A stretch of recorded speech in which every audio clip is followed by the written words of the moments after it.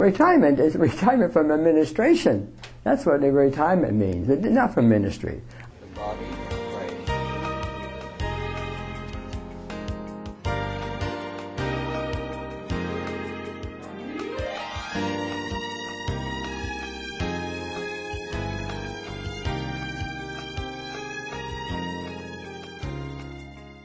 When I was first invited to make this presentation, I thought to myself, there are so many others who have done some wonderful work in their retirement, and I would really like to say that there are several men who could be sitting right here where I am this morning saying what they do, because I'm only one out of probably 40 or 45 retired priests who are still doing some wonderful active work in the diocese. They're called upon to celebrate funerals. Many of them have regular assigned weekends that they celebrate liturgy in various parishes on a regular basis. Many of them are still very active in parish life. They're called upon. The difference is that many of them live at the retirement home or live in other facilities. I'm fortunate to be here in a rectory, and there are a few of us who are in rectories, but most of them operate out of the retirement center or from their own homes, and they're not quite as close to the parishes as we are, who are living in a parish setting. But it's just wonderful to do that, because you become part of everybody's family, as you do in any parish, and so that's good. The Diocese of Providence has 150 parishes, ministering to hundreds and thousands of Catholics. The parish priest is occupied with the daily operation of his parish. We are blessed to have senior priests who remain very active in their retirement, bringing the Lord Jesus to the sick, the elderly, the imprisoned, and much more. Today we introduce you to two senior priests who have retired from their administrative duties of priesthood, but who are committed to continuing their pastoral ministry. Both Father Nicholas Iacovacci and Father Clyde Walsh were ordained in 1951, one in the spring and the other in the fall. Though they had different assignments throughout their priesthood, you will see they share many similarities in their retired ministries. Shortly after I moved into St. Mary's, I was approached by one of the sisters who does part-time volunteer work at the prison, asked me if I would be interested, and that has become quite a career. I'm there every Friday afternoon to celebrate Mass, and now I celebrate Mass at what they call the Intake Center building. The Intake Center is the largest building in the whole correctional department. There are over 1,000 men in that building, and right now it's filled to capacity. And the men got to know Father Nick, and I see them every week, and sometimes go back from time to time to do other things with them. But I celebrate Mass every Friday, and that's been going on for a long, long time now. While I was, in retirement, I worked with Sister Claire Dugan. She's since died, God rest her soul. We both advocated for compassionate care for the men at the ACI. If they had about only, they were terminal. If they were terminal, and rather than being shackled in bed and having a correctional officer at the door all the time, that they would be allowed to be released to a nursing home or to home for the remainder of their life, usually about 6 months in duration, and so they abide by that. They abide by that today. Yeah. That's yeah? nice. And then also I visit at the Maximum too, which is where I visit a gentleman there at Maximum Security. So it's a very, very fruitful experience. We have a wonderful ministry, music ministry, at Medium 1 where I go, and I alternate with Father Lynch there. And so it's really, people say, how can you enjoy going to the prison? I do, because the men love to sing, and the music ministry with a gentleman at the keyboard. I call them gentlemen, and ladies there, ladies. because I want them to know that they have a dignity and that they are respected, and so they love to sing, and these gentlemen love to play, and so it works out very well. I think that all the priests who are active at the prison, I'm almost certain that all of them are retired priests, and there are about 4 or 5 of us who celebrate Mass in various sections of the prison. And there are 2 or 3 of us who volunteer at the hospital. When they were looking for volunteers to fill in some of the open shifts of the hospital, right now it's a shift from 3:30 in the afternoon to 9:30 at night. A few times I did an overnight from 7:30 to 7:30, but I found that couldn't work out because you could be signed up for that and then have to do a funeral the next day, and so that was bad. So I got off the night shift, but I do a shift from 3:30 to 9:30 from time to time, maybe 2 or 3 a month. I find it very challenging. I find it very interesting, and it's very, very pastoral because you are meeting people, and many of them in crisis situations. The chaplains at Rhode Island Hospital cover the entire complex. We can be called to emergencies at women and infants, for the mothers and for the newborns, the Hasbro Hospital, the Cooperative Care Building, the CCC Building, Cooperative Care Unit, and then Jane Brown and the main hospital, of course. Sometimes you must walk 2 miles sometime on a shift. Here, this ministry right here in the home. When the people who are sick, we have 2. This is not a nursing home. This is a residence for the elderly, and so it's we have 2 floors that are nursing care. The 3rd floor is intermediate. I'm on the 4th, which is independent independent and assisted living. That's my status really. And then there's the 3rd floor, intermediate care, and the 2nd floor is skilled nursing. You see, so it's not a nursing home. It's a residence for the elderly, and I will visit those on the different floors and get to know them and provide for them, especially as they grow older, and some are 102, 103 here. So it's getting to be available to them. For the need, but just to be a fellow resident here. I also minister to the people at Harborside Nursing Home, which is over here in the Patuxent area on Post Road. A typical day, either Father Garnier and I celebrate Mass at 7 o'clock in the morning, and so he takes some of the Masses and I take some of the Masses because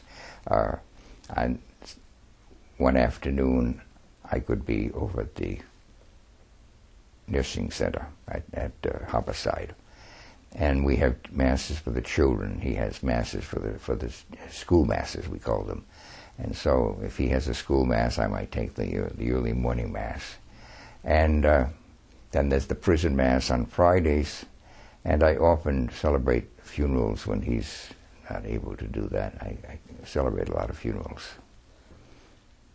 Just being in the parish and being in touch with the people, I feel that I'm just as much part of this parish, much part of their lives, as if I were the pastor or the assigned official assistant. And I think that's a great source of consolation and energy. It gives you energy to feel it. You're called upon to celebrate a funeral. You're called upon to visit people who are sick and in need of ministry, and it's a challenge, but it's stimulating. It's exciting. because of the things that are going on in the parish. I think part of it too is you can be open to an invitation to do just about anything. As a pastor, your first commitment is to the parish that you are pastor of, and you're committed to the work and the whole flow of that parish, the whole activity of that parish. You're responsible for a school, you're responsible for a Catholic education CCD program, you're in charge of everything, and you've got to be on top of everything. It doesn't give you the kind of freedom that I can share today. As I say, there are many priests that are doing some wonderful things. Carmelites, yes, I go there once a month. I've been going there for the last, since 1960, in the mid-60s. Yeah, I've been there going quite a while as the confessor, and then I go there once a month to celebrate the Eucharist too. Yeah, and so I've gotten to have grown with them as they have grown too throughout the years. Yeah, so that's one of my favorites too. My favorite ministries. Yeah, yeah. The Fruit Hill Day services for the elderly, older Americans, as we call them, and so that I've been there since its founding in 1974. I was the first president of the second president, rather, but I'm still on the board of directors for the Fruit Hill Day services for the elderly, staffed by the Franciscan missionaries of Mary in North Providence, and one of the first too. That we had gone to other, like a Baptist church, to see how they were, the direction they were going into, and so Sister Ruth Crawley was the foundress of this, and so it's been a wonderful opportunity for people to stay in their homes, and that's becoming very most suitable way now for people to be able to live in their homes, but then go by day. You see, I will celebrate Mass for them once a month. There are not too many of these day services with the elderly have Mass. So we provide Mass for them every month, once a month, usually about the second Thursday or third Thursday of the month. And so it's now Sister Aline Giroux is our coordinator, and so she's a wonderful sister and has kept the center open and provides that respite for the family too. But they have their meals, a good meal there, and they have all of the ancillary services provided for them too. The active work of these 45 priests who are still, let's say, on the job or part-time on the job, I think they're making a great contribution to the diocese, because they're filling in for Sunday Masses, they're filling in for the celebration of funerals, they help calling upon for the sacrament of penance, things like that. And I'm sure it would be very, very difficult if all of us were not here in Rhode Island doing what we do. One of the things that I enjoy doing here at St. Peter's is to take my turn for the monthly baptism. I enjoy that as a wonderful experience to see the happiness and the enthusiasm of parents and godparents and grandparents and all of that. And so we have some very happy celebrations here, the Sacrament of Penance. Sometimes have 4 or 5 or 6 or more children are baptized together at 12:30 on Sunday afternoon. And it's always a very happy situation, and it's kind of a way of connecting with people. The people remember that. They show you the pictures of the baby. They take pictures during the baptism or after the baptism, and they bring them to you. And it's nice to see people come in on Sunday morning carrying the baby and say, "Well, this is the one you baptized last year, or 2 years ago." It's very rewarding. There are people who are 55 years old whom I baptized, because I've been ordained over 55 years now, And so they're married and they've got children and grandchildren, and I'm still in touch with some of them. They will send me a picture of themselves and the new grandchild and say, this is one of your descendants. In fact, I've been invited back sometimes to baptize children of families that I have baptized. Yeah. I can remember one wedding that I performed at St. Anne's. I married a young couple, both of whom I had baptized, and I had married the mother and father of the bride, and I had baptized other children in the other family. So it was quite a celebration, you know. And that makes me a spiritual grandfather. I'll never see being a priest or retire from ministry until I'm physically, unable to. But in the meantime, I'm able to. I can drive. I still drive. I drive at night, and so that there's nothing preventing me from continuing ministry there or there's or in any other place. I still go to visit people in the hospitals and nursing homes too. Beyond this nursing facility here on the second and third floor. Well, my love of people, we're called to serve, not to be served. So it's an opportunity to continue to serve and provide that sense of dignity to people and hope and trust in God too. Yeah, trust in God. I find it rewarding to just to bring comfort and a feeling of caring, of being cared for, with the elderly here, those who are sick, and a sense of openness to God's goodness here, and with the Sisters of the Poor, because they provide that atmosphere, and I try to support them in that, that how much God loves them. And so in visiting the sick to know that's also I get more out of that than the patient does. I really do, because they strengthen my faith and my hope too by their attitude of faith and trust in God, and by their acceptance of their sickness and with hope of now if they're going to die, then they are ready. They are ready. Sure. It's rewarding. It's not what I'm doing is what they do for me too in return. Yeah, it's mutual. Yeah. But the heart of my life is the Eucharist. And that's where my courage comes from, my strength and stamina and everything else comes from the Eucharist. Yeah. It's the fire that keeps me going. I don't think there's anything in the world that would be more fulfilling and satisfying and enriching than the life of a priest. There's so much that a priest can give to the world and to give to people.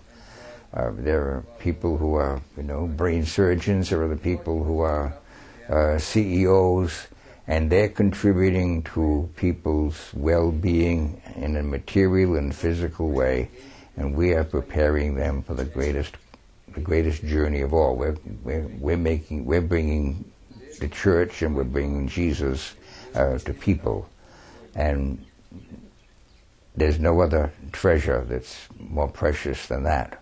Well, I would say my mother. My mother, she I think I attribute my priesthood to her, through her prayers for me, because I wasn't always a Catholic. I was baptized a Catholic, but then with circumstances in the family, because my father was a Episcopalian, and so I went to church with him, from earliest years until what I became then became a Catholic. A fully Catholic, fully in communion with the Church, because I was baptized. But then in 1945 I had received my first communion, and under Father Slattery, he instructed me. So then I became a Catholic, and then confirmed there at Sacred Heart in Pawtucket, And so it was. But my mother was the one that prayed me into the church, you know, because she was a very faithful Catholic. And my father became, right after I was ordained, I received my father into the church. Yeah. So that was a wonderful experience. It really was. Yeah, that was a really grace. Yeah. I would think when I was perhaps 12 or 13 years old, I was an altar server. My father and mother, but particularly my father, was very active in St. Mary's Parish in Cranston. He was an auditor and a member of the Holy Name Society and an usher, and so I saw a lot of the parish through him and my mother, and I was interested in priesthood then. I think 13, 14 years old. But there are many, many priests, as I say, who are just as active and making just as many contributions as I am. They call us gold. We're a valuable resource to the parishes. Yeah.